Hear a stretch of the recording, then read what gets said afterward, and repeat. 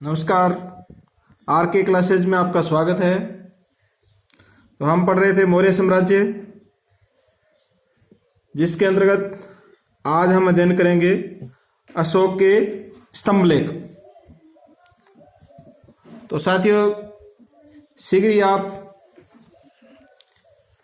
Channel को subscribe कर दीजिए, शेयर कर दीजिए और लाइक कर दीजिए। अशोक के स्तंभ लेख, इनकी जो संख्या है स्तंभ लेख की वो 7 है। 7 लेख या वही 7 बातें हैं ये, और 6 स्थानों पर इनको स्थापित किया गया था। अब ये 6 स्थान कौन कौन से हैं वो हम इस भारत के नक्शे में देखेंगे। तो सबसे पहले तो यहाँ पर बिहार में चंपारण नामक जगह है। चंपारण,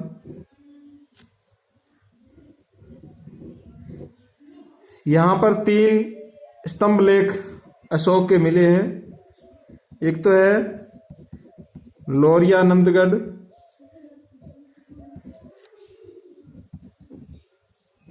लौरियानंदगढ़, लौरिया राज, लौरिया राज, तीसरा है रामपुरवा।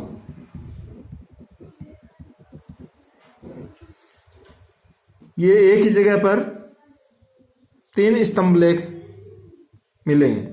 इसके बाद में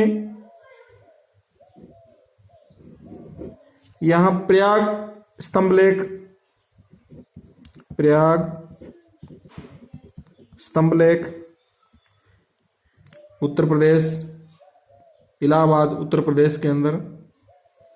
इसके बाद में यह दिल्ली में 2 अभिलेख पाए गए हैं। एक तो है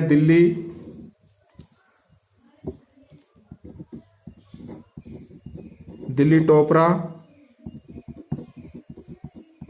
और दूसरा है दिल्ली मेरठ।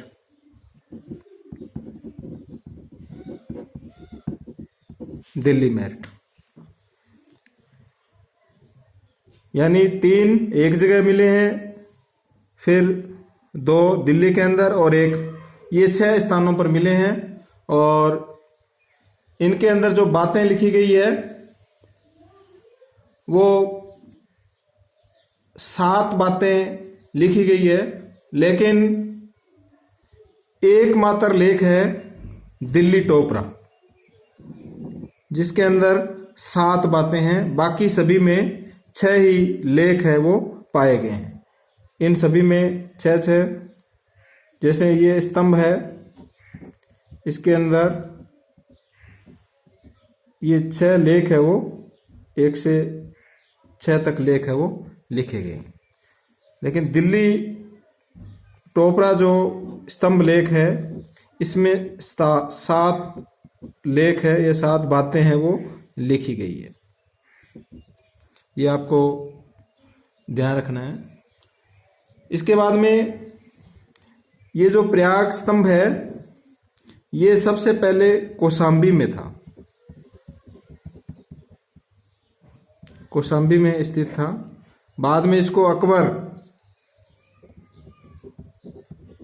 अकबर कौशाम्बी से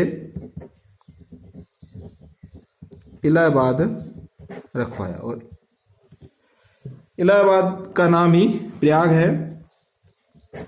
तो ये आपको याद रखना है। इसके बाद में है सर्वाधिक जो प्रसिद्ध है वो है दिल्ली टोपरा। सर्वाधिक जो प्रसिद्ध है वो है दिल्ली टोपरा। इसमें आप यहाँ नोट कर लो। एक तो ये सर्वाधिक प्रसिद्ध है, सर्वाधिक प्रसिद्ध। फिर है फिरोज शाह तुगलक इसे दिल्ली लाया, फिरोज शाह तुगलक द्वारा दिल्ली लाया गया, दिल्ली लाया गया। इसे सुनहरी लाट भी कहा जाता है, सुनहरी लाट। और इसका जो अंग्रेजी अनुवाद है, दिल्ली टोपरा का अंग्रेजी अनुवाद ये किसके द्वारा किया गया? जेम्स प्रिंसेप के द्वारा, जेम्स प्रिंसेप के द्वारा इसका अनुवाद है वो अंग्रेजी में किया गया।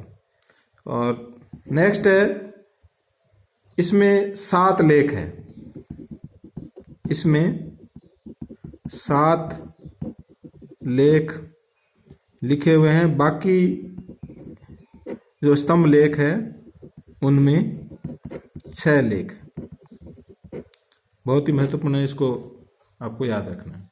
फिर है दिल्ली मेरठ, ये भी मेरठ से कहाँ लाया गया? दिल्ली लाया गया फिरोज शाह तुगलक के द्वारा।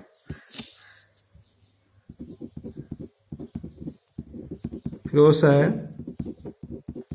तुगलक द्वारा दिल्ली से मेरठ से दिल्ली इसको लाया गया।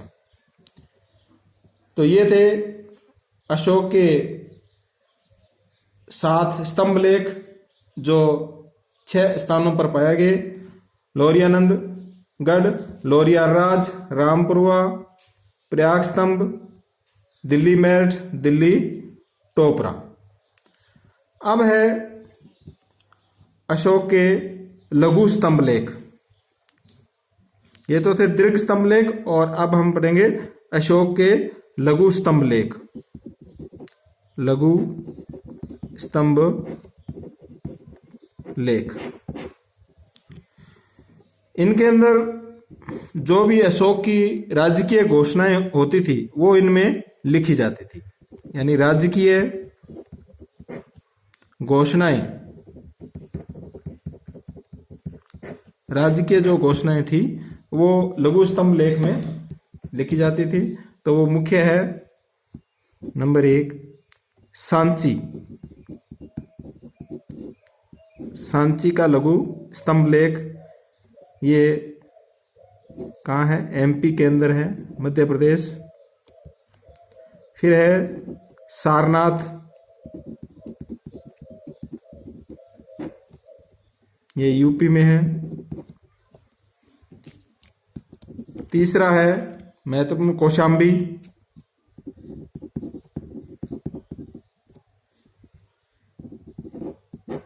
कौशाम्बी, ये भी यूपी में है। चौथा है रुमिनदई, बहुत ही महत्वपूर्ण है ये रुमिनदई, जो नेपाल में है, नेपाल की तराई में स्थित है। और 5वां है निगलीवा या निगाली सागर, निगलीवा, ये भी नेपाल में। तो ये लघु स्तंभ लेख है अशोक के। इनमें सांची और सारनाथ, ये जो 2 स्तंभ लेख है, इसमें अशोक की जो रानी थी करुवाकी, उसके नाम से इसे रानी का अभिलेख भी कहते हैं। रानी का अभिलेख या स्तंभ लेख कहा जाता है, रानी का अभिलेख कहा जाता है, इसे रानी का अभिलेख कहा जाता है। इसमें दान देने की बात कही गई है, यानी रानी करुवाकी द्वारा दान देने की बात कही गई है। इसके बाद में जो महत्वपूर्ण है वो है रुमिनदेही। रुमिनदेही की क्या विशेषता है देखो। नंबर 1 तो है इसकी जो खोज है, खोज के बारे में पूछा जा सकता है। इसकी जो खोज है वो फ्यूरर ने की, फ्यूरर ने। और अशोक अपने शासनकाल के 20वें वर्ष, अशोक अपने जो अभिषेक है उसके 20वें वर्ष यहाँ गए और उन्होंने वहाँ के लोगों का जो धार्मिक कर था वो समाप्त किया और उनका जो अन्य कर था वो 1/8वां भाग कर दिया गया। यानी धार्मिक कर जिसे बलि कर बोलते हैं, बलि कर, इसको क्या कर दिया, समाप्त कर दिया गया। तो ये थे अशोक के लघु स्तंभ लेख। इसके बाद में है अशोक का धम्म।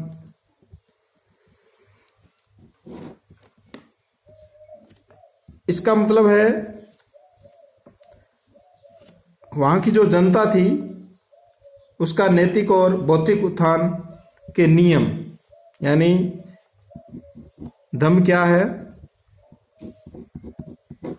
जनता के नैतिक और बौद्धिक उत्थान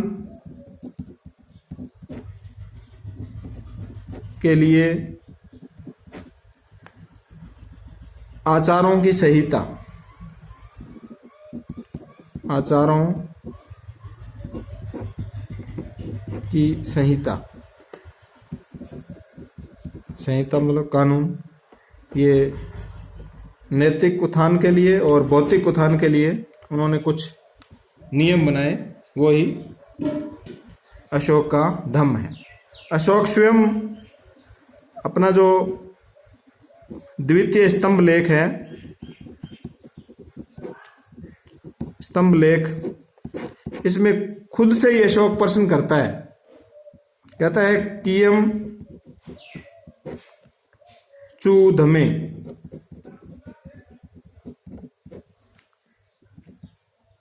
धम्म क्या है, धम्म क्या है। फिर स्वयं ही अपना जो 7वां स्तंभ लेख है, 7वें स्तंभ लेख में स्वयं ही उत्तर देता है। 7वें स्तंभ लेख और सेकंड और 7वें दोनों में यानी इसमें भी उत्तर देता है और 7वें में फिर वो इसका उत्तर देता है। तो वो कहता है ए पासी नवे, ए पासी नवे बहु क्याने, बहु, ए पासी नवे बहु क्याने दया दाने, दया दाने सच्चे सोचे, सच्चे सोचे माद दे साधवे च, साधवे च। ये बात वो अपने दूसरे और 7वें स्तंभ लेख में बताता है। इसका मतलब ए पासी नवे अल्प पाप है। धर्म क्या है, अल्प पाप है जिसमें बहुत ही कम पाप होता है। बहु क्याने अत्यधिक, क्याने का मतलब कल्याण, जिसके अंदर अत्यधिक कल्याण की बात हो वह धर्म है। दया, दया का मतलब दया, दयालुता। और दान, जिसमें दान की भावना निहित हो। सच्चे, सत्यवादिता, सत्यवादिता। सोचे, पवित्रता, जिसमें पवित्रता पाई जाती हो। मादता, माद दे मृदुता, भाषा में क्या हो, मिठास हो, मृदुता हो, साध्वे, साधुता, साधु की भावना हो जिसके अंदर, वो सब क्या है, धर्म है, धम है। अशोक भारतीय इतिहास का पहला शासक था जिसने राजनीतिक हिंसा के त्याग का सिद्धांत अपने जनता के सामने रखा था। यानी राजनीतिक हिंसा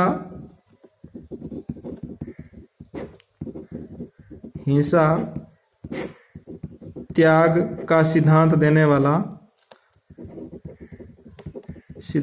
वाला पहला शासक कौन था? अशोक। पहला शासक अशोक। धम्म के बारे में या अशोक के धम्म के बारे में विभिन्न विद्वानों के अलग अलग इसमें विचार है, जिसमें फलेट अशोक के धम्म को राजधर्म कहता है।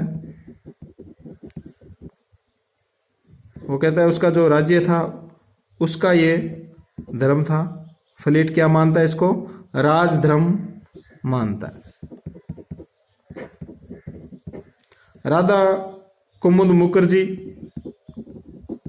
राधा कुमुद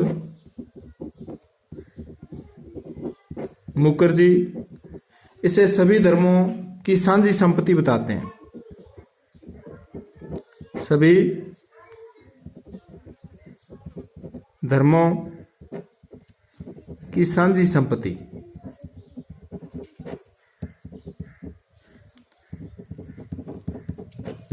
या फिर वो कहता है भी ये सभी धर्मों का सार है, सभी धर्मों का सार है। अशोक ने विश्व को जियो और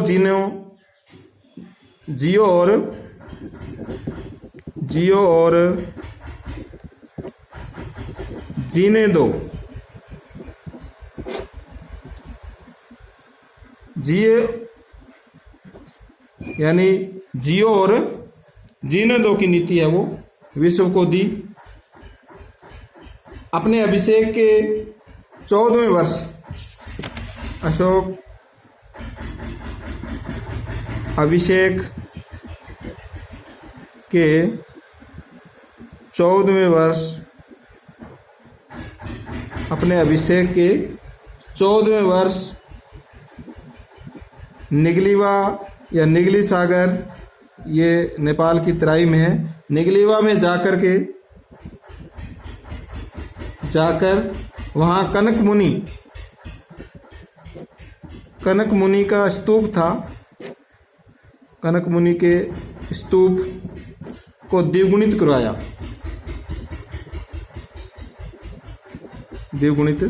करवाया, उसको यानी बड़ा करवाया। और अशोक अपने अभिषेक के 20वें वर्ष लुम्बिनी की यात्रा की, जहाँ महात्मा बुद्ध का जन्म हुआ था, और वहाँ का जो कर था उसको समाप्त कर दिया, और अन्य जो कर थे वो 1/8 कर दिए। धर्म महामात्र की नियुक्ति। अशोक अपने 13वें अभिलेख में धर्म महामात्र की नियुक्ति करता है। धर्म महामात्र की नियुक्ति करता है, धर्म महामात्र की नियुक्ति करता है। ये जो धर्म महामात्र है ये अपने राज्य के अलग अलग क्षेत्रों में जाकर के धर्म का प्रचार करते थे, बौद्ध धर्म का प्रचार करते थे। और अभिषेक के 10वें वर्ष, अपने अभिषेक के 10वें वर्ष अशोक बोध गया की यात्रा करता है। बोध गया की यात्रा करता है।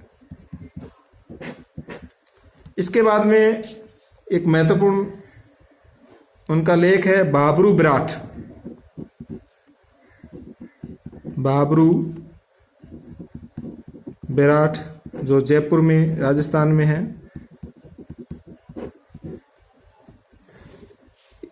इसकी क्या विशेषता है? इसमें आपको दो बातें याद रखनी है। अशोक के बौद्ध अनुयायी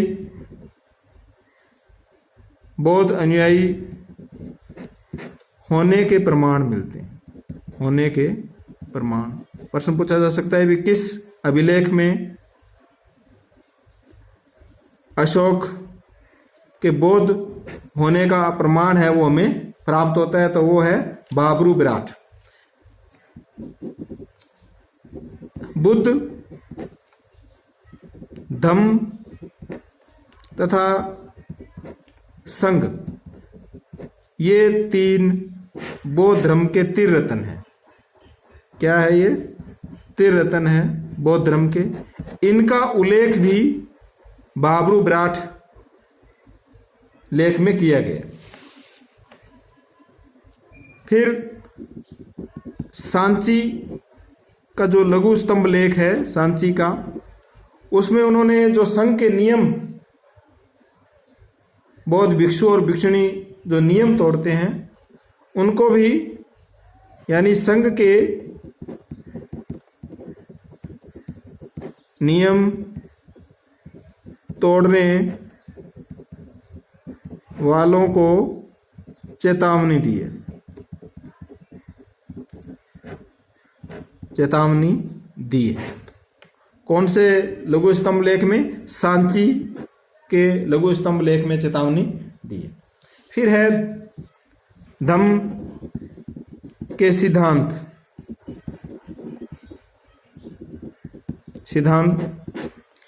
इसमें सहिष्णुता, यानी सभी धर्मों को उन्होंने समान महत्व दिया। फिर है अहिंसा, प्राणी मात्र के प्रति अहिंसा का सिद्धांत।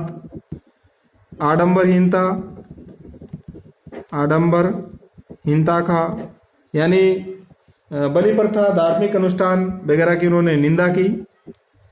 लोक कल्याण के जो कार्य है, वृक्षारोपण है, कुएं हैं, सराय है, इनका ज़्यादा से ज़्यादा निर्माण कार्य करवाना, वृक्षारोपण करना।